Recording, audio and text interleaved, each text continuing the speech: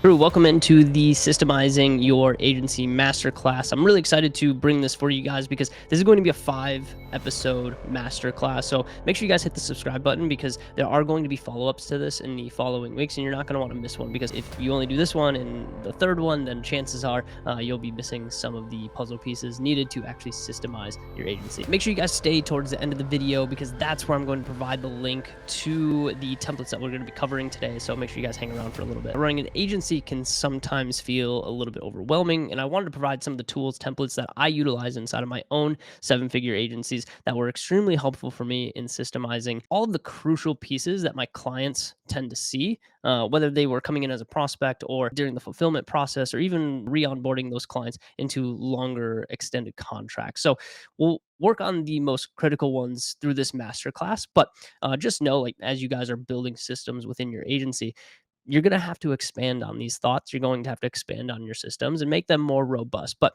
let's get the critical ones down first, and then we can worry about some of the nuances a little bit later on. Jumping into the crucial client journey. And we have some rules when it comes to building out our crucial client journey. I want to cover a couple of them real quick. Okay. And the first one being, we got to focus only on one ideal client profile and one service to specifically deliver on right at the beginning. Now, if you guys are running multiple services in your agency, that's pretty normal. But when it comes to systemization, we want to think in the most simplistic ways possible and being able to systemize specific pieces of the business first before getting to multiple pieces, right? So if you're running, say, paid ads and creative inside of your agency and you deliver that to clients, just pick one for the time being because a lot of times the delivery methods are different, right? So we're just going to work on systemizing one piece of the delivery cycle, and then from there we can go ahead and systemize the other one. So if you want to do both, you're more than welcome to do that. But for this exercise, I'd recommend just focusing on one. Okay.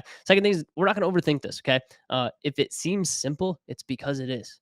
The idea of an agency is that it's not meant to be complex. It's supposed to be simple and rhythmic. So make sure you guys don't overthink this. It is a lot less thought work than you think it is. That's why I said it only 30 minutes on the implementation. Now, do not add detail to this.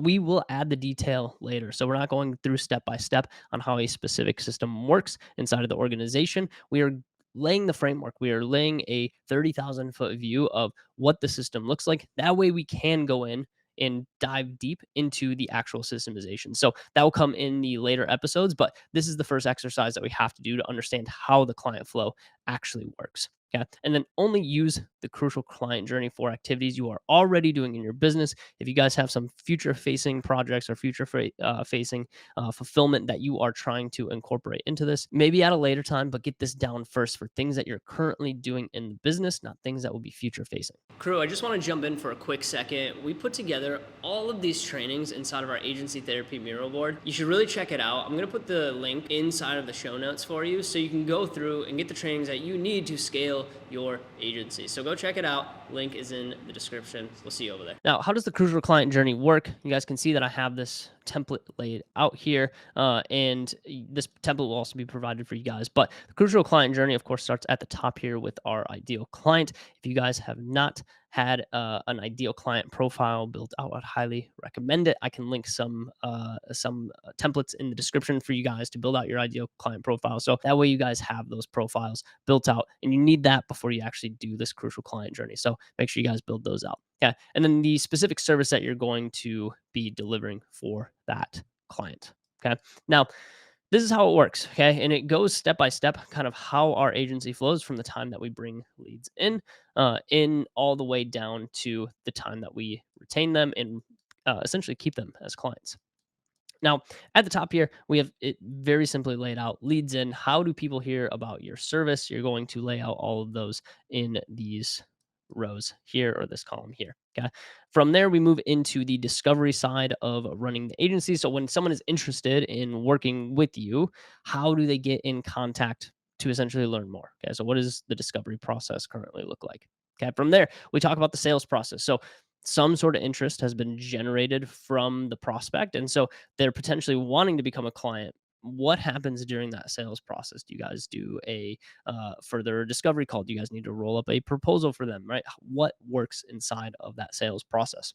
Okay, from there, contracting and collection. You'd be so surprised at how many people are kind of shooting from the hip when it comes to their contracting and collections. Okay, how and when do your clients sign a contract? Is it during the call? Is it after the call? When are you collecting cash? Are you doing credit card, ACH authorization? Are you having them mail you cash and to your home address? Okay, wouldn't recommend that one, but how are you doing your contracting and collections?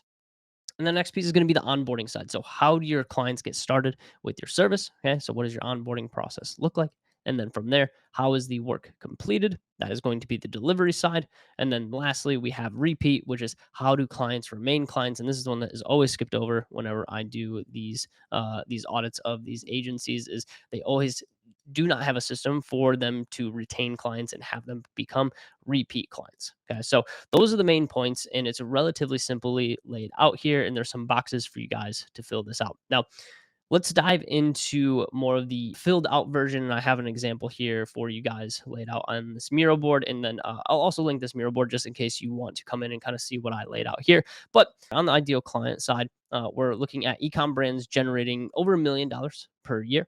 The service is going to be meta ads. And once again, this is pretty simplistic, but those are the two client profiles. And whatever your client profile is, go ahead and put that there. And then on the service side, whatever services you're providing to your clients, that will go there. Okay.